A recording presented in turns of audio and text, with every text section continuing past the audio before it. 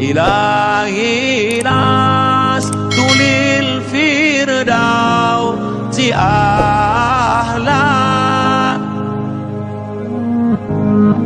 ولا أقوى على النار الجحيم إلهي لست للفردوس أهلا. Rumah Nabi itu Pak Ustadz, saya sudah keliling-keliling Madinah tak jumpa rumah Nabi, yang jumpa hotel sama mall aja.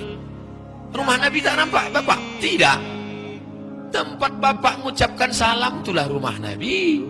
Assalamualaikum ya Rasulullah, Assalamualaikum ya Habiballah, Assalamualaikum ya Safwatallah, Assalamualaikum ya khaira khalqillah, Assalamualaikum ayuhan Nabi wa rahmatullahi wa barakatuh. Itu kan kubur Nabi Pak Ustadz. Itu rumah Nabi. Ketika Nabi meninggal, Nabi tidak dibawa keluar dari kamarnya, langsung dimakamkan. Kecil sekali, itulah rumah dia. Tabi'in, Nabi, sahabat tabi'in. Tabi'in tak pernah menengok rumah Nabi. Tabi'in tak tahu tinggi rumah Nabi. Tabi'in datang bertanya kepada sahabat, hai sahabat, ya berapa meter tinggi rumah Nabi? Berapa meter tinggi atap rumah Nabi? Sahabat Nabi tak menjawab. Kalau kau mau tahu tinggi rumah Nabi, tegaklah sahabat.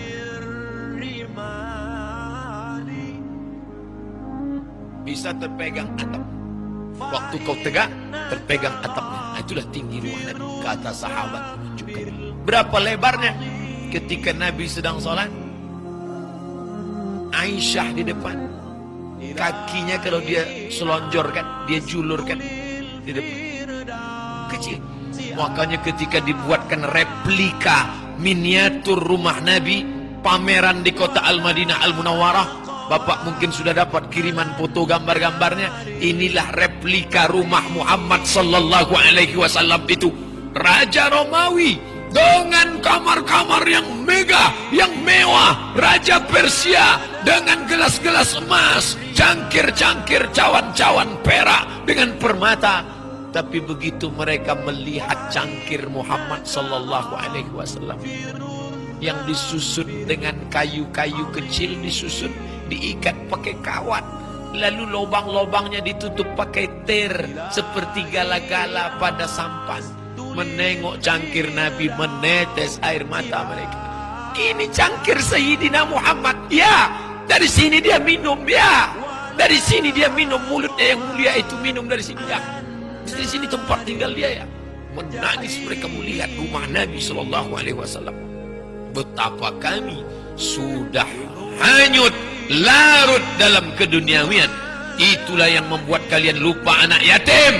Itu yang membuat kalian takut mati. Hubbud dunya wa karahiyatul maut. Terlalu cinta kepada dunia. Bapak tidak berkurban tahun ini. Kurban nanti dululah, ada relief yang belum selesai. Anak yatim jadi disekolahkan bulan ini. Anak yatim nantilah ada relief-relief, ukiran-ukiran yang belum selesai. Sayyidina wa Maulana Muhammad. Saya tidak melarang orang mau buat rumah besar. Bagus, tak salah. Tidak ada salahnya. Karena makna al-baitul wasi, al-maskanul wasi dalam hadis ini maknanya dua. Yang pertama, fisik rumah lapang. Yang kedua adalah maknanya hati yang lapang.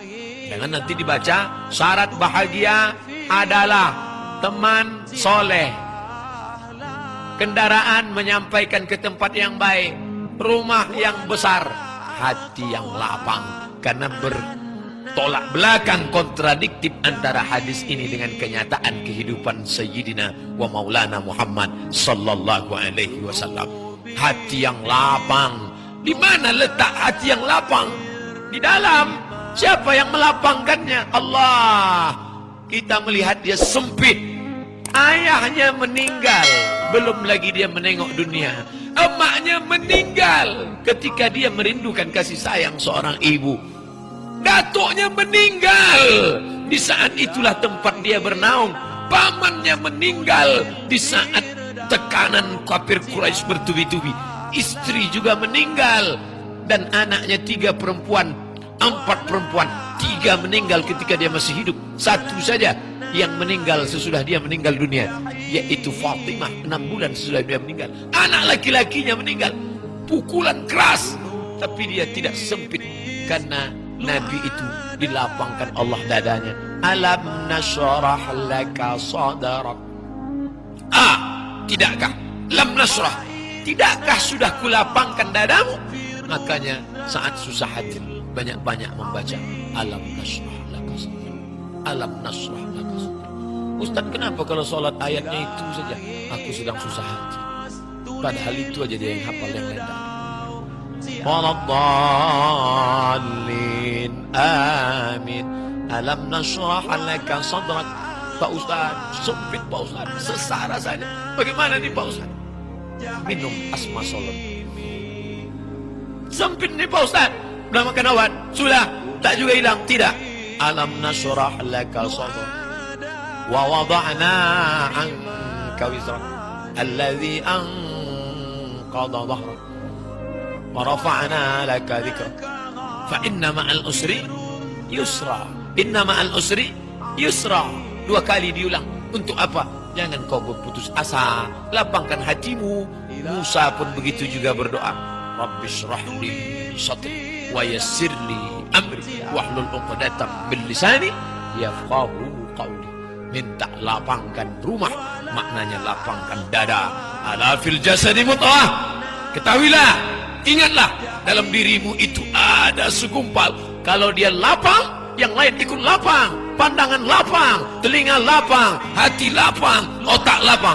Tapi kalau dia sudah sempit, pandangan sempit, telinga sempit, hati sempit, dunia pun sempit. Kalau sudah sempit, suntuk, stres, depresi, macam-macam penyakit datang. Akhirnya kita sudah mati duluan sebelum Israel datang. Israel pas mau nyabut nyawa, ditengoknya, tak jadi ku cabut, dah mati duluan. Nyawanya ada, jasadnya hidup, tapi bawaannya macam orang mati. Itu Pak Ustaz, sejak istrinya meninggal dunia, hancur dia. Datanglah diabetes mellitus, datanglah jantung koroner, datanglah asam urat. Digantungkannya hidupnya kepada manusia. Jangan kau gantungkan hidup kepada harta. Nanti kalau hartamu hilang, kau juga ikut hilang. Jangan gantungkan pada manusia, karena kalau manusianya mati, kau ikut mati. Tapi gantungkanlah kepada dia. Siapa dia? La haula wa la quwata illa billah.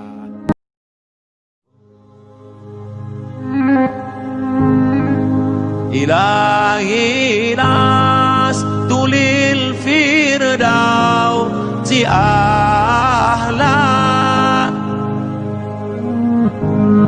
wala aqwa ala naril jahimi dhunubi mislu adadir rimali fa innaka ghafirun dzambil azimi ilahi lastu lil firdausi ahla wala aqwa ala naril jahimi dhunubi